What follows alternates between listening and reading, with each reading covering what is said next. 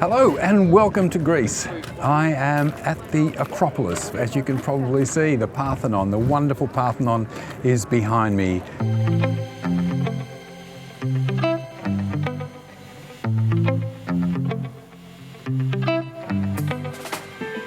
In this video, I'll be doing a photo walk through the Acropolis. I'll give you my thoughts on how to make the most of a visit here, as well as general photography tips that you can use here and in other iconic locations.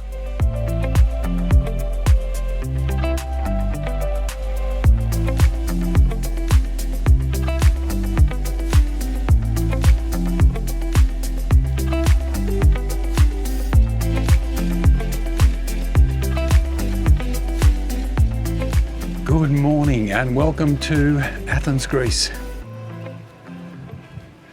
This morning we are walking up to the Acropolis. It's about 10 to 9 and probably not quite as early as we'd hoped. There'll be tour groups and there'll be school groups later, so if you're not looking to have people in your photos, early in the morning is the way to go.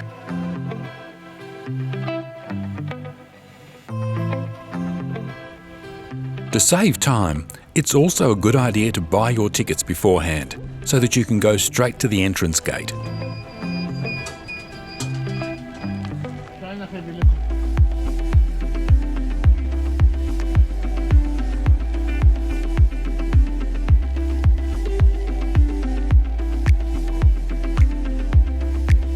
In Greece's classical period, ordinary citizens would only come up to the Acropolis once a year with their oxen as offerings to the gods. For the rest of the year, all the temples here were the domain of priests. This is the Propylaea, the monumental entrance to the Acropolis temple complex. The Propylaea has been under restoration for quite a long time, so it's great to see it without scaffolding. Make sure to look up to check out the restoration work. In classical Greece, walking into the temple ground, you would have been greeted by a giant bronze statue of Athena. Further on, you'll find the western facade of the Parthenon. All the time I've been visiting Athens, I've never seen it without scaffolding. Although tour groups are gathering here, I'll just take a couple of quick shots, then walk around to the east facade for some scaffold-free shots.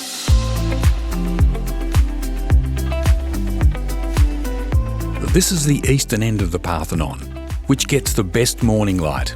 It is my favourite view because you can almost guarantee that there won't be any scaffolding on this side. Just beautiful. We got here early this morning thinking that we would avoid the crowds. That did not happen. Even though we're here at 9:30, it's probably not early enough because it opens at 8:30. Although there are more people already here than I'd hoped, it's worth keeping in mind that it will only get busier through the day. So this is still a good time to enjoy the Acropolis and to take photos. There's actually a feature film being shot here today. And they're corralling the crowds into various spots, which just makes it harder for everyone. But hey, they're the vagaries of travel. What do you do? Come from here at the moment. You're going to have to go from around, okay? At the moment it's quite cloudy, but the forecast is for the sun to come out later. The overcast weather is creating quite flat light. But while it's still not too crowded, it's always best to get the shots you want anyway, and if the light improves, you can reshoot them later.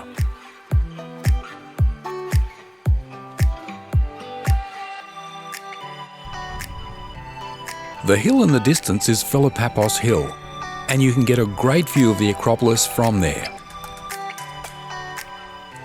So even though the Parthenon looks like it's made up of a whole lot of straight lines and right angles, in fact, there are very few straight lines and right angles in the Parthenon.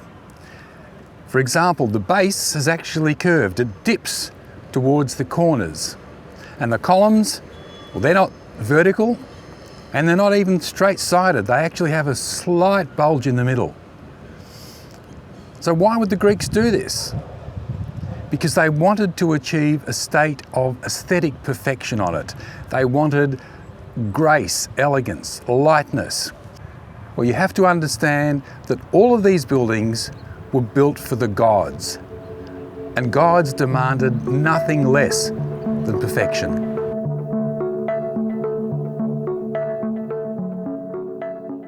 Because I'm not taking photos for a client today, there is no brief.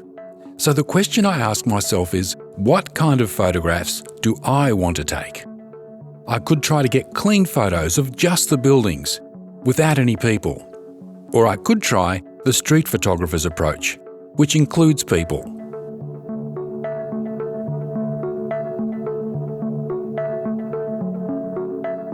Photos of historic sites without people are timeless, so I'm going to try to take some of those wherever I can. But I am open to including people wherever there's a story to tell, or where it's impossible to get a wide shot without anyone. Whichever approach you take, you will need to be patient, either to wait for people to exit the frame you are trying to photograph,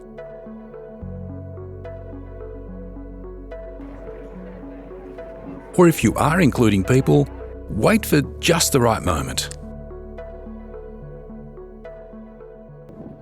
If you're one of those people who are uncomfortable holding up a camera to take photos that may include strangers, this is a great place to practice, because just about everybody here is taking photos. Of course, to preserve these buildings, you can't actually enter any of them. That's great for the conservation of the buildings. The bonus is that it does make it possible to take photos of the buildings without people. In terms of lenses, you'll need a range of focal lengths. I'm using a zoom lens, which allows me to change focal length quickly, from wide shots to close-ups and a longer lens perspective like this. For example, it allows me to reframe easily to alter the composition and to quickly zoom in to get some architectural details. I really like the construction detail of this temple, but when I took these photos, the light was still a little bit flat. So I wait for that patch of sun in the distance to hit the Acropolis.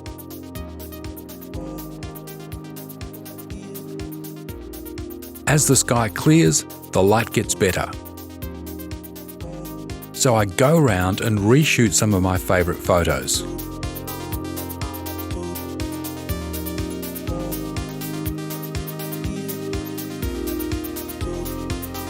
I'm much happier with these. They definitely have more punch. If you have any flexibility in your schedule, avoid visiting the Acropolis on a heavily overcast day. Now, I mentioned earlier that you can't walk through the buildings.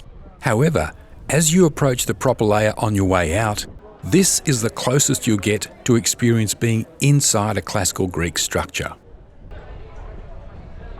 And look for the shot of the Temple of Athena Nike to your left. The light is gorgeous now. The temple is almost glowing.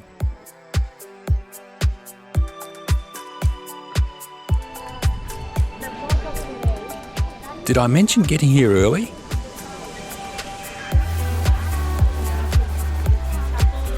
Not all the sites are at the top of the Acropolis. Make sure to check out the other sites on the south side of the hill, including the stunning Odeon of Herodes Atticus open-air theatre, which is still used today.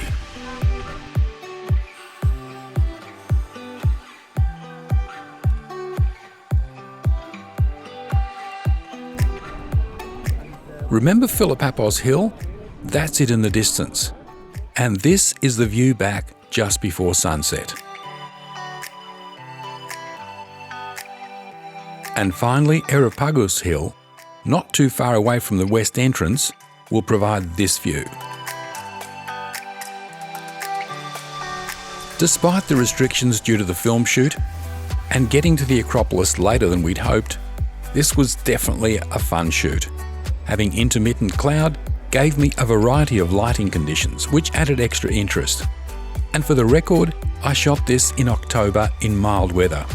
If you're here in the heat of summer, that's even more incentive to get here early. Thank you for joining me on this photo tour of the Acropolis. If you liked it, please give it a thumbs up and subscribe to see more videos about travel and photography. See you in the next one.